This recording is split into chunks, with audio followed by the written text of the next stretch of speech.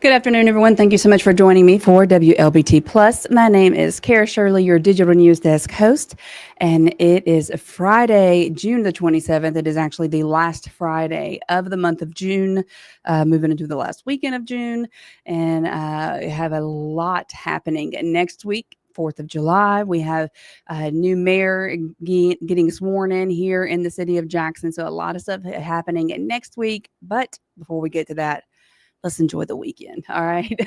So thank you so much for tuning in. If you're watching on our website or through our mobile app, we appreciate you tuning in. And if you're watching on any of our social streams, Facebook, YouTube, or Twitch, thank you for watching there. Don't forget to leave a comment, thought, question, suggestion, anything like that in the comment section. Let me know where you're watching from. And if you have any questions about any of the stories that we bring to you today, post them there. Feel free to post them there. It's what I call our interactive newscast here. So before we get into the news, we're going to take a look outside over downtown Forest right now, where it is actually raining in Forest. This is courtesy of our Bank of Forest camera. So you can see we've got some showers happening there in Forest, and it kind of, like, from the way this camera it almost looks like it could be snow, but no, it is not. Definitely not snow. So let's look. That was over in Forest. Let's look at our Raymond sky cam and see what it looks like out there. Then we got no rain and clouds and some blue skies there. So the rain is going to be spotty. It's not going to be widespread, but we do have chances of rain today. Typical summertime pattern. We're going to be looking at the forecast briefly in just a little bit, but our First Alert Weather team will be here at 2:30 to give you that in-depth look at your forecast. So we'll go ahead and jump into the news now. First thing is something that happened early this morning. Firefighters were called to put out a house fire that had rekindled. This happened in Raymond. So the home is located on McFarland Road near Raymond, and unfortunately the home is now a total loss because of the rekindling. It's unknown if anyone was home when it first caught fire. And of course, we will update you online and on air as we learn more on that. Britt says, Happy Friday, Kara. Happy Friday to you as well, Britt. I hope you have a great weekend. Thank you so much for watching.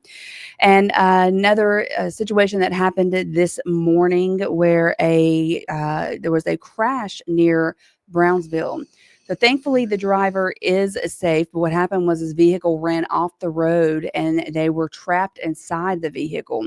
So it was around 3 o'clock this morning on Williams Lake Road, which runs off of Highway 22 near Bolton.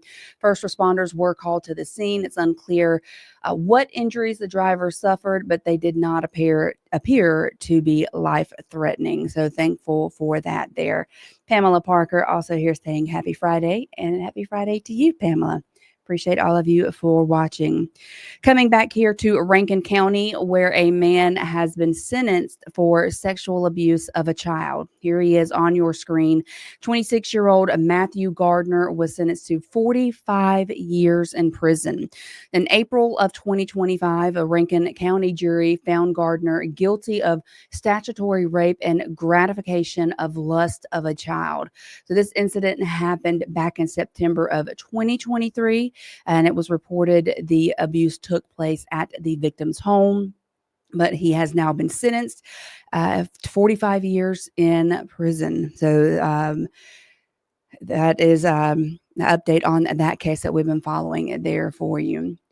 And back here in Jackson, a local nonprofit is working to try to bring the community together in the aftermath of the shooting death of 22-year-old Deanna McGee.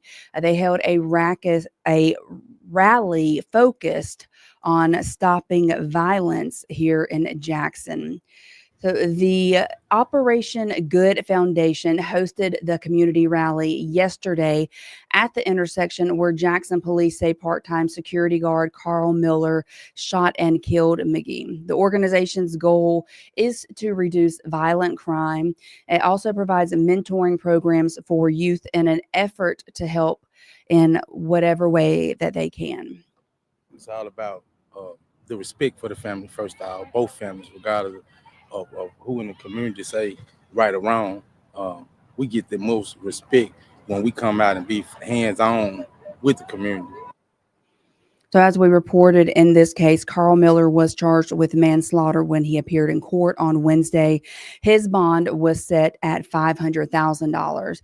A teenage boy, 16-year-old who was with McGee at the time, has been charged with murder in this. And the reason why he has been charged with murder is because when you are an accomplice in a crime and someone dies in the process of trying to commit that crime, then the accomplice can be charged with murder here. So that is why he has been charged, and we will continue to follow that and keep you updated on that. Let's see. Miss Sandra says, "Good afternoon. How are you today? I'm relaxing on my one day off from St. Dominic's. I hope you have an amazing day." I hope you have an amazing day off as well, Miss Sandra. Thank you so much for watching and tuning in with us. Sad news out of Jackson, where the granddaughter of a civil rights activist died following a shooting that happened this past Sunday morning. So Capitol Police say that 23-year-old Kara Perkins, this is her on the screen here, she's the granddaughter of Dr. John Perkins. She was shot around 4 a.m. on East North Side Drive. She was taken to a hospital where family says she passed away on Monday. One person has been arrested in the shooting. The victim's family is left mourning her death as they search for answers about what happened. You can imagine it's been a nightmare. I received that phone call on Sunday morning, early morning, the call that every parent dreads. But I dreaded it, but I didn't know it was going to be the worst of the worst. That is, your daughter was shot, okay? Shot in the head. That means dead. Such a sad situation there. The family is now establishing the Kara Perkins Potter Sunshine Scholarship in her memory through the John and Vera Mae Perkins Foundation. They say that it will be used to support young people who embody Kara Perkins' joy, kindness, and courage. Our thoughts and prayers go out to that family there. Such a sad situation there. Very sad considering the history of her family and everything. So our thoughts and prayers are with them. Sheila Scott saying happy Friday. Rest in peace to the ones that passed away. Yes, very much. And Shakia saying hello to everyone as well. Hello to both of you guys. I hope you are having a wonderful, wonderful Friday. Coming to Hinds County, where the Hinds County supervisors say the legislator left them and all counties without a major funding source for road and bridge repairs, which could be a bad thing here in Jackson. So Hinds County supervisors are one of 82 counties that are scrambling to find funding for road and bridge repairs after the legislator didn't fund special projects, the main source for the work. During the regular session and a special session, lawmakers did not provide funding for special projects, which is, of course, like you said, the primary source of road and bridge repair projects. Hinds County Supervisor Tony Smith has 160 roads in need of repair in District 2, and he says some rural roads will continue to deteriorate, posing a greater danger. But the Office of State Aid Road Construction says there are resources for county road and bridge repairs. We rely upon those monies. And without those monies, it leaves us in a situation that we have to consider, well, what are we going to do? Do a road bond, a tax increase, or something? I mean, but the people deserve help. The Office of State Aid is doing everything we can to steer additional funds towards the counties that need them the most. Not funding the special projects will be a burden on counties that agencies like state aid will have to do what we can to help them overcome that. The legislature allocates about $200 million annually to counties for special projects. And we will follow that, continue to follow that, and let you know if anything else comes of it. Sheila, I see your question here. It says, what about he was just arrested for a gun charge, let out on bond quickly, and left her there for an hour? Which situation are you talking about that we just talked about here? Let me know, and I will do my best to answer that question for you. So good news here in Mississippi, in our area, actually all over, with the summertime happening and more trips being planned, especially with 4th of July happening next week. Your summer road trips may be a little less expensive this year because current summer gas prices are at their lowest in 4 years. So the national average for a gallon of gas was about $3.20 this week. The price is only a few cents higher than a month ago and more than 20 cents lower than this time last year. The last time gas prices were lower than this was in late June of 2021. So, of course, we all know gas prices usually go up in the summer, and a ceasefire between Iran and Israel has helped to stabilize those prices. So here in Mississippi, the average price of gas is $2.72, which is still the cheapest in the U.S. So that is a good news for us here in Mississippi. Let's see, that's what was printed in the news about the lady who passed away at the gas station.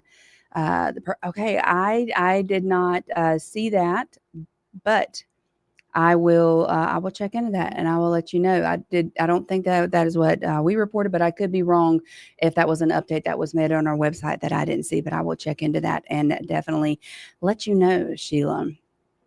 Also, another thing that is going to be, or that prices are going to be looking better for here in Mississippi, is our grocery prices, because beginning next Tuesday, taxes will go down on groceries here in the Magnolia State. They're going to go from 7% to 5%. So doesn't sound like a lot, but that 2% can help a lot. So the Mississippi Department of Revenue reports that any groceries that you can eat or drink that have the same eligibility as SNAP benefit purchases will have that lower tax. That means fruit, vegetables, meat, dairy, breads, all of that will have the lower tax amount on it.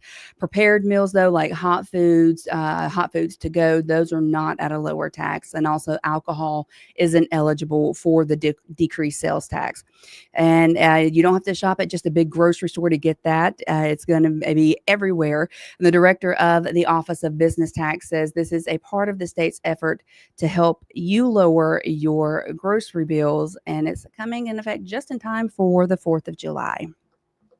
Especially on groceries, where most people are seeing rising costs. And, you know, every time you go to the grocery store, obviously a family of four spends, several $100s a month, probably more than that. And that 7% tax is a large portion of that. And so reducing that a few cents is going to help.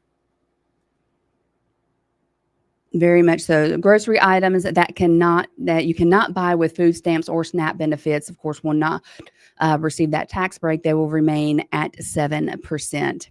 And if you are interested in hot air balloons, I know I am. Something that is happening today is the Celebrate America Balloon Glow in Ridgeland. It kicks off this evening at 5 at North Park Mall. Balloons are going to be taking flight into the sky. There'll be food, fun, and other entertainment there as well. And the event will cap off with a fireworks show.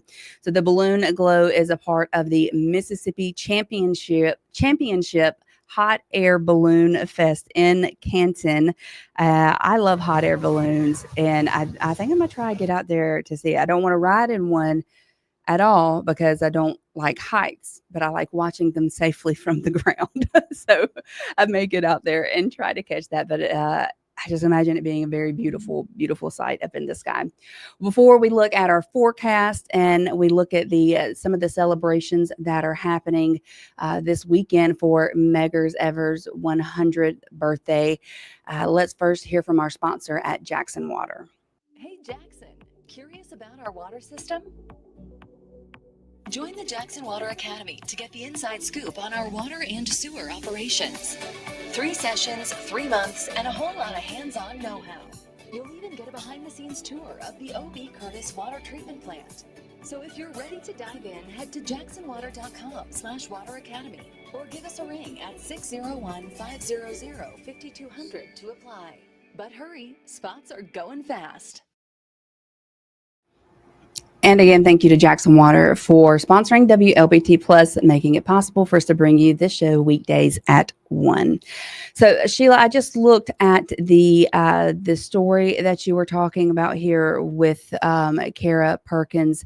We didn't report that, and maybe the family did say that. But we don't have that now. So we'll check into that and see if that is an update that we can add to the story. Of course, we want to make sure that the information is verified before we report on it. But I will let you know what I find out after the show today. All right, so let's look at our current temperatures outside right now. We are sitting in the 80s to 90s, even showing as being 79 down in Monticello. So looking pretty good out there. It's probably the areas where the rain is moving through, but the heat indices is kicking. It is 91 right now in Jackson, but it feels like 98, almost 100 degrees outside. So just if you're out there, be careful. And if we look at our radar, you can see where we do have the rain over in Scott County, just Franklin, Copiah, Lincoln, all over the place, really, but scattered. And that's pretty much what we are going to be having for the next 12 hours is the chance of scattered storms until we move into the overnight hours where it drops down to a 0%. And our next 7 days, it literally is a copy and paste forecast. Look at that, guys. 40% across the next 7 days with temperatures sitting right at 90 degrees. I mean, could it get more copy and paste? I do not think it could. So we know what to expect over the next few days. But as far as the rain chances for today, for the 4th of July, any timing of those chances of rain, make sure you tune in for our first alert weather team as they're here at 2:30 to look at that forecast and give you a better idea of the timing. Make sure the rain doesn't ruin any weekend plans or 4th of July plans or anything like that.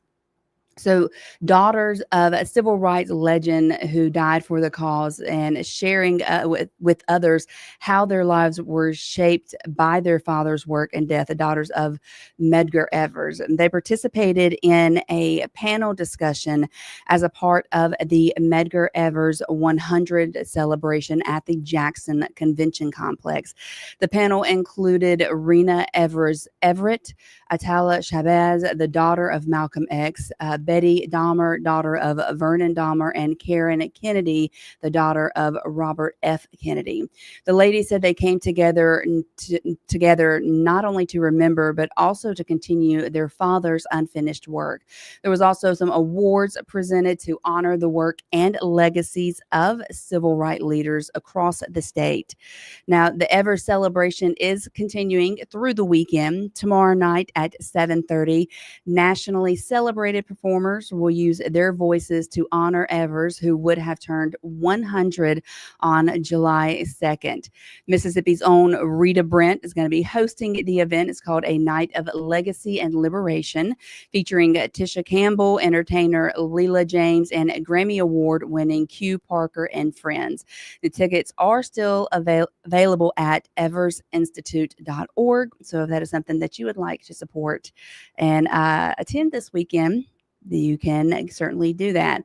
And good news for those of you who are traveling on I-55 north near the Pearl River Bridge.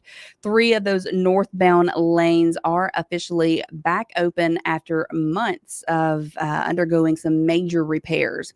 So Michael Flood with MDOT expressed that he is happy to report the news to travelers who have been waiting to get back to their normal commutes. The bridge preservation project has been in the works for a little over 7 months. I didn't realize it had been that long. Thankfully, the exit that I take to come to work is right before you hit that bridge construction. The repairs that they completed were hydroblasting out the old deck of the bridge, replacing it with the new one.